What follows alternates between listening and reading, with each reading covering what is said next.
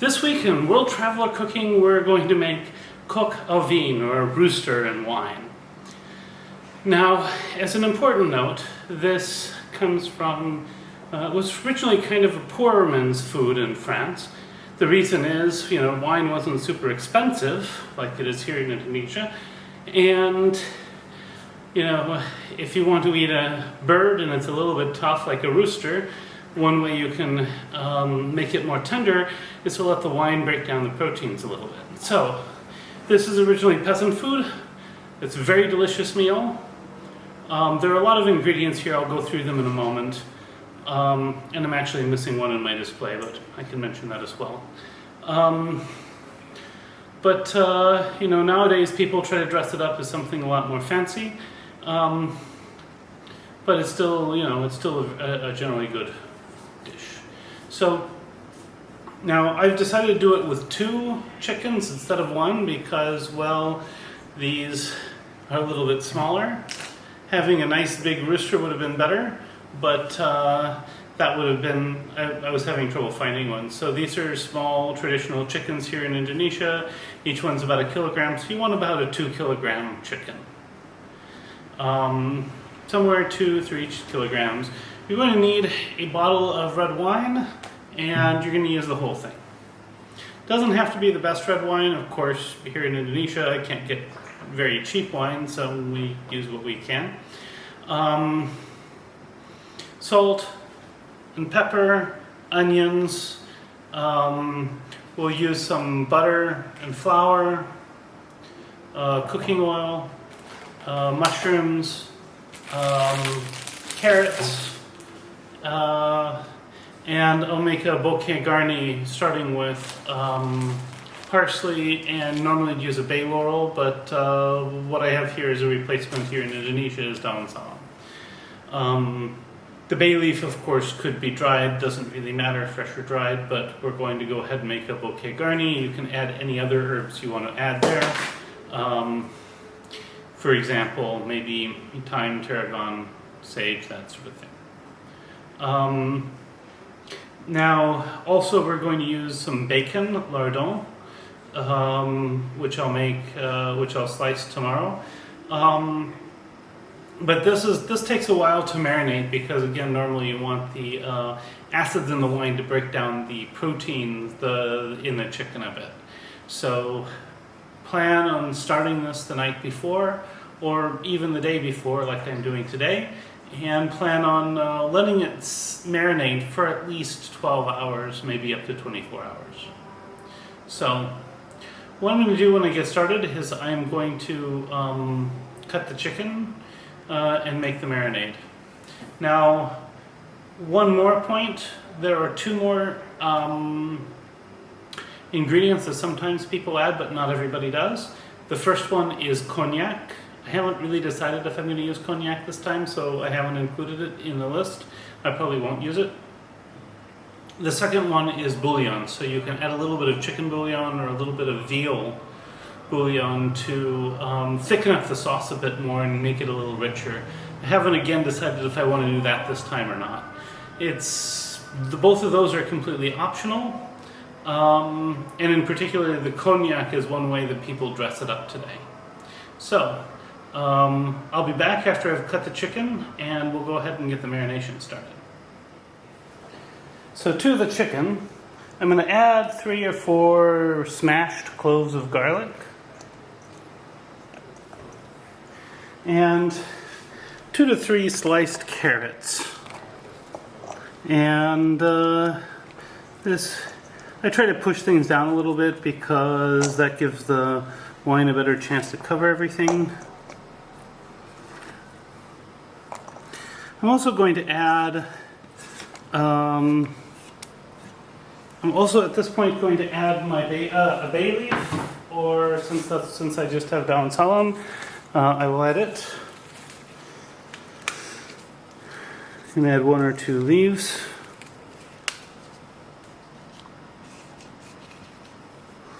And then we're going to cover this with the red wine.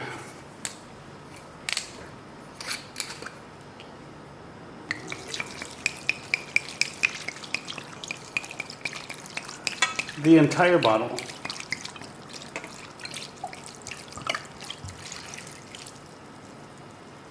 And here we go. We're going to cover this and let it marinate in the refrigerator for 12 to 24 hours. Then we'll be back and we'll start making the stew. And so 24 hours later, we have this wonderful marinated bit of carrots and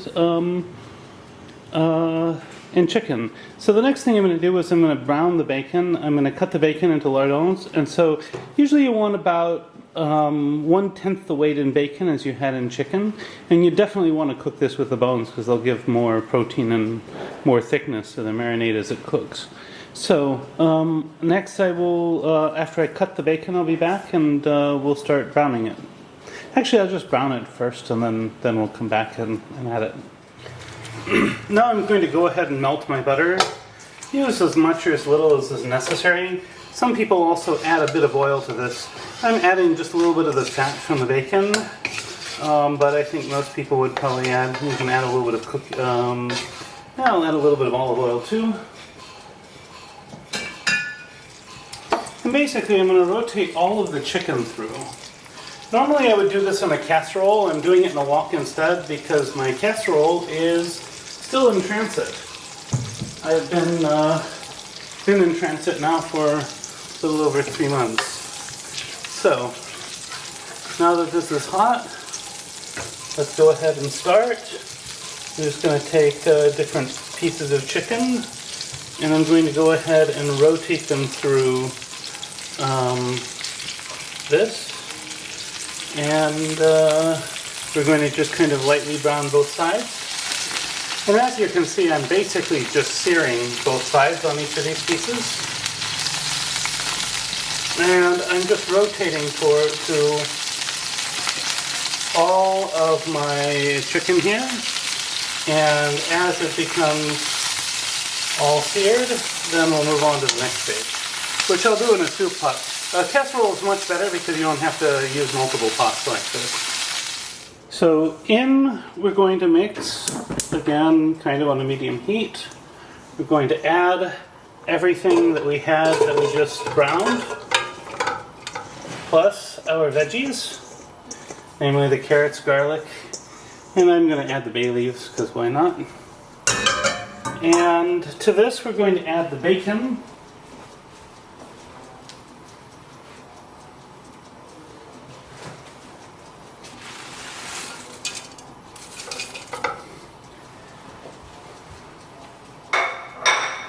And the reserved marinade. Now, some people like to filter this. That's kind of a, sort of, if you will, a way of making this a little bit higher class.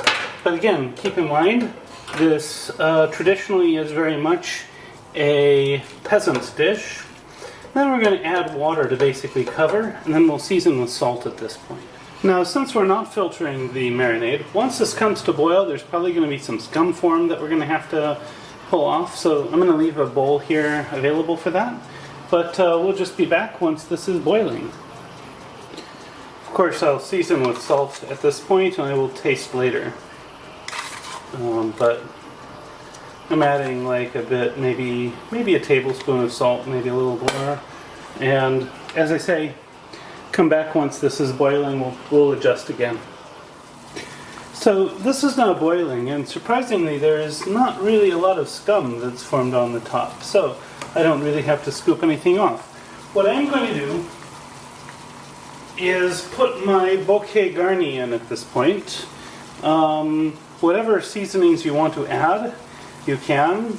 The nice thing about the bouquet garni is that by tying it all together, it's real easy to take out later. In this case, I've added parsley. I've added dal salam since I can't get bay leaf, but normally I'd use bay leaf. And I've added some tarragon as well. But whatever you like to add, feel free to add it. And now we're just going to let this I'm going to turn this down a bit, let it simmer. And of course, in go the mushrooms. On top of the bouquet garni, remember the mushrooms will release a little bit of liquid. which is fine. But I'm then going to put the lid on and keep this on a low heat for the next hour. So I'm going to take a few ladlefuls of this broth out that I'm going to use as a basis for the thickener. Next we're going to prepare a cold roux. I'm going to take about a tablespoon of butter and a similar amount of flour. And I'm going to knead them together. So basically work them together as if I were making this into a pie crust. And you can use a fork or you can use your fingers, but basically we're going to knead this together. I'll be back when that's done because it's my butter's not soft. It's much better if you use a softened butter for this. The whole point here is to make sure that gluten cannot form as we add the hot liquid. Now that I have my cold roux, I'm going to dilute it slowly by mixing in the hot broth. And hot broth is both going to melt the butter and begin to mix the flour. You could use a whisk for this, but in this particular case I'm starting off with a fork.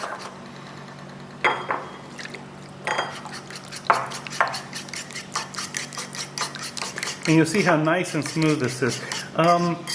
This is the basic aspect of making a roux, is that a roux is there to coat the flour to make sure that the proteins can't get all tangled and glutinous.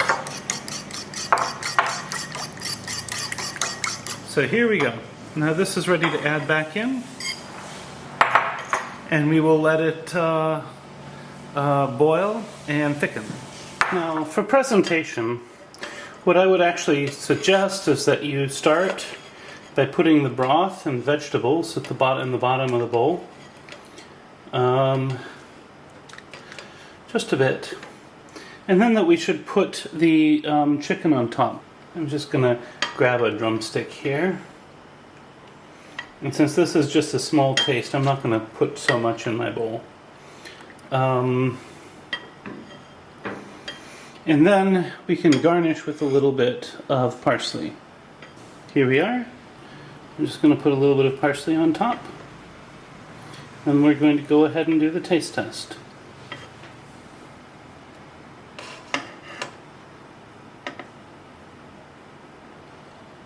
So here we are, a little bit of parsley on top. Next, we'll go ahead and do the taste test. And now for the taste test. This certainly smells delicious. I'm going to start by tasting the broth here.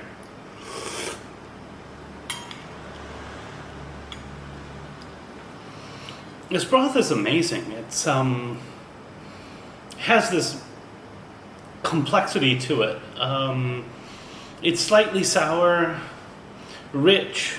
It's really delicious. You can taste the bacon, you can taste the mushrooms just in the broth, and you can also taste the wine.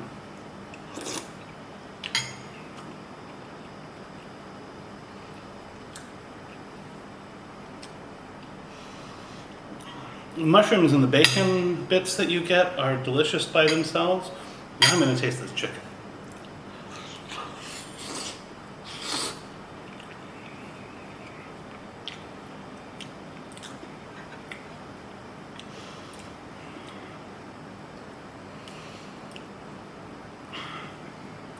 This chicken is delicious. It's subtle. Doesn't like hit you over the head with flavor, but it does have flavor, and the flavor just kind of blossoms in your mouth as you're eating it.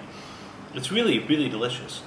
Now, if you find this content interesting, I hope I've earned a like and a subscription from you.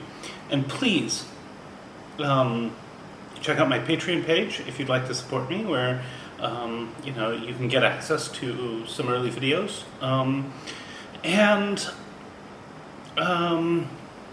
In addition, if you make this dish and you do it differently, there are different ways of making it, and as I found in many different recipes, feel free to share your tips in the comments. I always find that sort of thing really, really interesting and useful. At any rate, recipes in the description. Bon appetit, and see you next week.